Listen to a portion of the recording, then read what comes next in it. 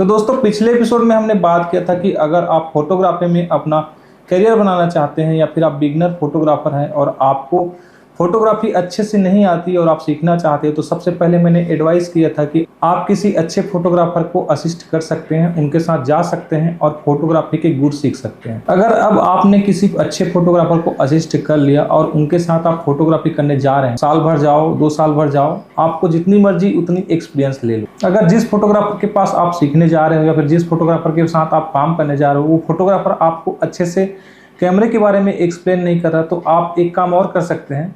आप YouTube में बहुत सारी वीडियो देख सकते हैं कैमरे के सेटिंग की रिकॉर्डिंग। कोई फोटोग्राफर अगर आपको कैमरे की सेटिंग नहीं बताता, आपको बस फोटो कैसे खींचना है ये बताता, तो वो भी आपके काम की चीज़ है। अगर कोई फोटोग्राफर आपको बता रहा है कि आप इस फ्रेम में फोटो ले सकते हैं, लाइटिंग को इधर रख सकते हैं, यहाँ से लाइट आएगा तो अच्छा फोटो आएगा, इस तरह की तकनीकी जानकारी अगर आपको फोटोग्राफर देता है तो आपके लिए कैमरा के सेटिंग समझना बहुत आसान है। कैमरा के सेटिंग अगर वो नहीं बताता तो भी आप YouTube की वीडियोस देखकर कैमरा की सेटिंग सीख सकते हैं। कभी भी आपको कैमरे की सेटिंग सीखना है तो सबसे पहले आपके पास कैमरा होना जरूरी है। अगर आपके पास कैमरा ही नहीं है तो आप किस तरह से उसकी सेटिंग सीखेंगे। इसलिए अगर आप किसी को असिस्ट किए हो तो उसके साथ जा रहे हो तो वो कैमरा तो जरूर देगा आपको चलाने के लिए। और अगर आपको सेटिंग नहीं आती है तो उनसे पूछ लीजिए। अगर वो नहीं बताते हैं तो आप घर पे YouTube वीडियो देखकर उनकी सेटिंग को समझिए। धीरे धीरे आपको एक बार पूरी तरह से कैमरे की सेटिंग आ जाएगा तो आप तो पहले से किसी अच्छे फोटोग्राफर के पास जा ही रहे हो सीखने के लिए, तो वो आपको बहुत सारा चीज़ सिखा देगा। इस तरह से आप एक अच्छे फोटोग्राफर बन सकते हैं अच्छे से सीख कर। तो अब आप फोटोग्राफी सीख चुके हो, आपको कैमरे की सारी सेटिंग भी आती है, आप अच्छे से फोटो क्लिक कर सकते हो, तो क्या आपको कैमरा ले लेना चाहिए?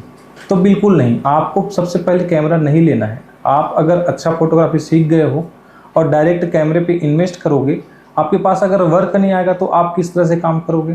तो कैमरा लेने से पहले मेरी ये बातें बिल्कुल नोट कर लें। सबसे पहले आपको अपना लिंक बनाना है।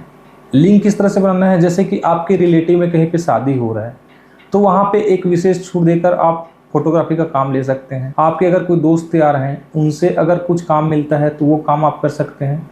और एक चीज़ बिल्कुल ध्यान में रखना, आप जहाँ कहीं भी फोटोग्राफी सीखने जाते हो, आपके जो भी मेंटोर हैं, जो भी आपके गुरु हैं, उनके पास आप सीखने गए थे फोटोग्राफी और उसके बाद उनके थ्रू अगर किसी का कॉल आता है फोटोग्राफी के रिकॉर्डेड, तो आपको कभी भी वो काम पर्सनली नहीं करना है। उनको, आपको जिनसे आप सीखने गए हो उनको ही वो काम देना है। क्योंकि आजकल बहुत सारे लड़के ऐसे हो गए हैं जो सीखने तो जाते हैं फोटोग्राफी के लिए और फोटोग्राफर का दिल बहुत अच्छा होता है, वो सिखा भी देता है, लेकिन क्या होता है जो जिसके पास सीखने जाता है उसी का काम वो किसी तरह अपने पास ले लेता है। तो ये बहुत गलत बात है, इस तरह से आपको नहीं करना है।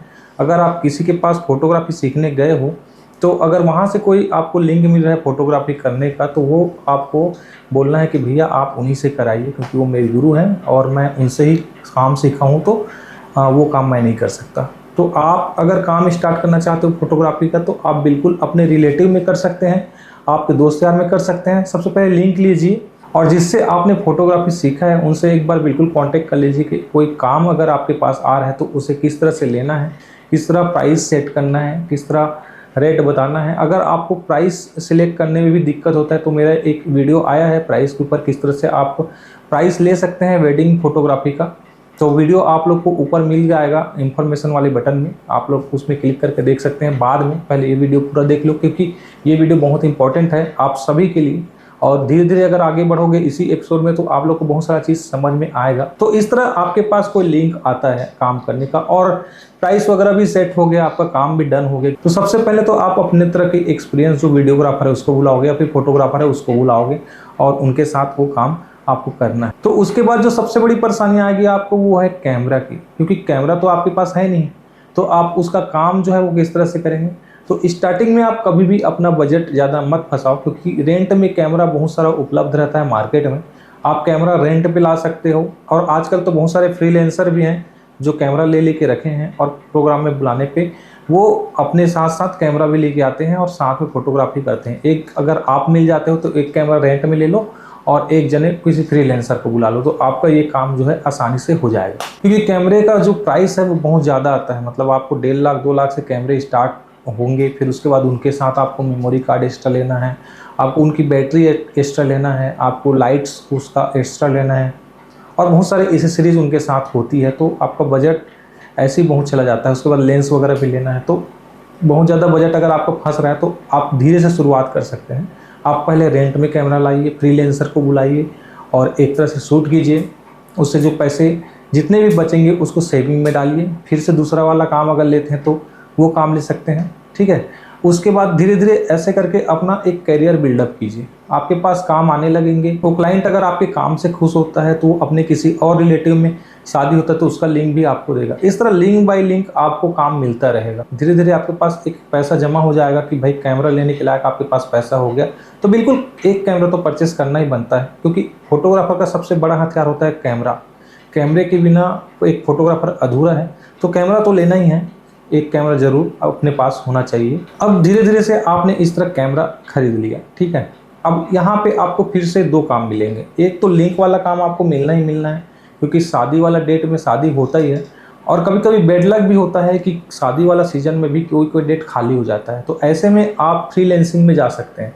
जिस तरह से आप फ्रीलांसिंग में किसी दूसरे को बुलाओगे फोटोग्राफी कराने के लिए या फिर वीडियोग्राफी कराने के लिए, उसी तरह जब आप कैमरा ले लोगे तो आप भी किसी दूसरे फोटोग्राफर के पास फ्रीलांसिंग में जा सकते हो।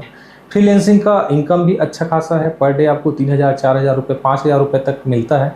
तो इस तरह से आप फ्रीलांसिंग से भी बहुत सारा पैसा अर्न कर सकते हैं। तो स्टेप बाय स्टेप अगर आप फॉलो करोगे इस चीज़ को तो आपका करियर अच्छे से बिल्डअप होगा। हड़बड़ी में कई लोग पहले से ही कैमरा ले लेते हैं, कुछ सीखे हुए के नहीं रहते हैं और जाके फोटोग्राफी भी कर लेते हैं, क्लाइंट का काम खराब कर देते हैं। क्लाइंट उसके बाद दोबारा उनको कभी काम नहीं देता। तो आपको सबसे पहला काम क्या करना है, किसी अच्छे फोटोग्राफर से पहले सीखना है।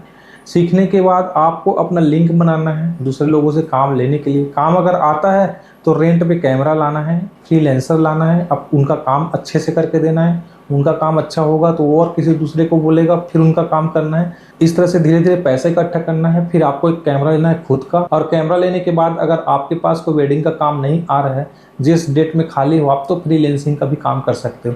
या फिर आप किसी का वेडिंग का काम अगर नहीं करना चाहते तो पूरा परमानेंट आप फ्रीलांसिंग भी कर सकते हो, क्योंकि फ्रीलांसिंग करोगे तो टेंशन नहीं रहेगा एल्बम बनवाने का, वीडियो बनवाने का। आप फ्रीलांसिंग से ही बहुत सारा पैसा कमा सकते हैं, क्योंकि अगर आप किसी क्लाइंट का काम लेते हो तो उनका एल्बम भी डिज़ाइन करना पड़ेगा, करवाना पड़ेगा, या फिर वीडियो एडिट करना पड़ेगा, करवाना पड़ेगा, तो उनमें भी पैसा लगता है बहुत सारा। तो इस तरह से आप बजट फिक्स कीजिएगा ताकि आपके पास पैसा बच सके। तो आने वाले एपिसोड में हम वीडियो एडिटिंग, फोटो एडिटिंग, इन सब के बारे में बात करेंगे। आपको बताएंगे कि कौन सा सॉफ्टवेयर सही है जिससे आप वीडियो एडिट कर सकते हो, कौन सा सॉफ्टवेयर ऐसा है जिससे आप फोटो एडिट कर सकते हो, साथ ही साथ कौन सा कैमरा है जिससे आपको परचेस करना चाहिए। आप सिनेमेटोग्राफी करना चाहते हो या फोटोग्राफी करना चाहते हो, इसके बारे में भी बात करेंगे। तो बहुत सारे टॉपिक इसमें बची हुई बात करने में। तो वीडियो क्या है, ज़्यादा लंबा हो जाता है तो लोग देखते नहीं हैं, इसलिए आज वीडियो यहीं पे ख़त्म कर रहा हूँ। लेकिन आने वाले एपिसोड में हम इन सब के बारे में ज़रूर बात करेंगे। अगर आपको मेरा ये वीडियो पसंद आया होगा तो चैनल को लाइक, शेयर और सब्सक्राइब जरूर करें। तो जल्द मिलते हैं नेक्स्ट वीडियो में, तब तक के लिए टेक केयर।